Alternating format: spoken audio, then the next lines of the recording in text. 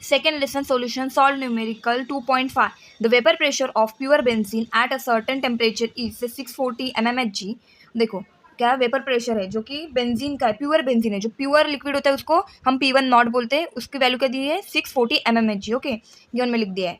A non volatile solute of mass, एक non volatile solute है जिसका मास है 2.315 ग्राम. ओके, जो कि हम देखो ये वोलेटाइल है, सोल्यूट है, इसीलिए W2 से डिनोट किया जाता है जब भी सोल्यूट होता है. तो उसका हमने वैल्यू लिख दी है गिवन में. Is added to 49 gram of benzene. अभी ये बेंजीन में ऐड हो गया है, तो बेंजीन हमारा क्या हो गया है W1 हो गया है जो कि 49 ग्राम है.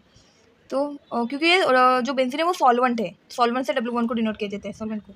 तो vapour pressure of the solution is, जो सॉल्यूशन का वेपर प्रेशर है वो है 600 mmHg. तो ये प्योर का P1 नॉट होता है, तो जो सॉल्यूशन होता है वो P1 से डिनोट किया जाता है. P1 वो कितना है 600 mmHg. तो गिवन लिख दिया है. हमें अभी निकालना क्या है, what is the molar mass of solute. Solute का मोलार मास निकालना है. तो to find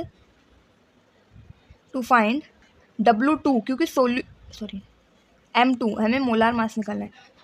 okay, molar mass निकालना है जो वो भी सोल्यूट का, इसलिए M2 लिया गया है.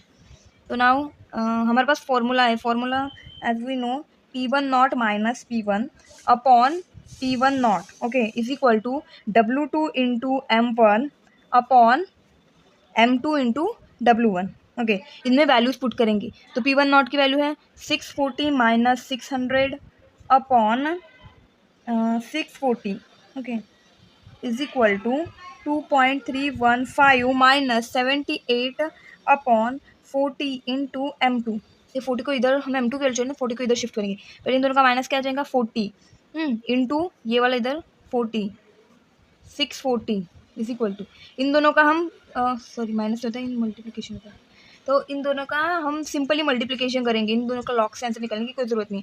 इन दोनों का अगर सिंपली मल्टीप्लिकेशन कर दे 2.315 इंटू 78, तो हमारा जो मल्टीप्लिकेशन आ जाएगा 20 and then 16205, so 180.57. Okay, simple multiplication 180.57 upon M2. Okay, इन दोनों को अगर हम मल्टीप्लिकेशन करते तो क्या है 1600,640 is equal to 108.57 upon M2. तो हमें M2 के लिए चाहिए, तो M2 को इधर शिफ्ट करेंगे, इन दोनों को इधर शिफ्ट करेंगे. तो कैसे, therefore M2 is equal to 108.57 into में 640 हो जाएगा, और ये डिवाइड में जाएगा वो है 1600 है. 0 कैट कैंसल. तो हम ये इन सब का आंसर भी लॉग से निकालेंगे. इन दोनों ये मल्टीप्लिकेशन में तो इन दोनों के लॉग का क्या हो जाएगा एडिशन हो जाएंगी. ओके, तो लॉग कैसे निकालते हैं, पहले CP निकालते हैं. तो CP कैसे होता है, CP का फॉर्मूला होता है n-1, मतलब पॉइंट के पहले जितने भी नंबर है उनमें से एक को माइनस करना. तो इसका CP क्या आ जाएगा, पॉइंट के पहले 3 डिजिट है तो 3 - 1 दैट इज 2 पॉइंट, और इसका CP आ जाएगा 2 डिजिट है तो 2 - 1 1 पॉइंट. ओके, इन दोनों के लॉग. ओके, इसका लॉग कैसे देखना, जो लॉग के टेबल में 18 को 0 में और मीन डिफरेंस 5 में. ओके, और इसको 64 को 0 में देखना. तो 80 को हम 5 में अगर देख रहे हो और मीन डिफरेंस 80 को 0 में, मीन डिफरेंस 5 में देख रहे हो, तो इसका लॉग आ जाता है 8061 और इसका आ जाता है 2566. इन दोनों की एडिशन दैट इज 4.0627. ओके, और इन लॉग निकलने इन दोनों का हमारा लॉग आ गया.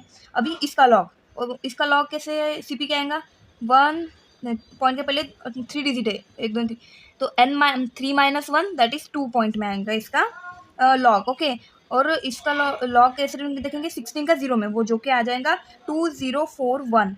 ओके, और इन दोनों के हम माइनस करेंगे. यहाँ पे ऐड क्यों करा था, क्योंकि यहाँ पे रिलेशन था मल्टीप्लिकेशन का.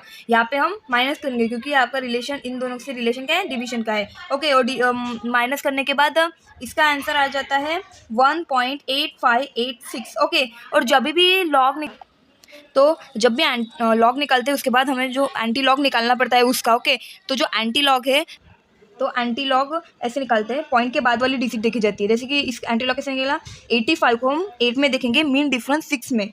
तो जो एंटी लॉग के टेबल में तो कैसे आएगा 7221.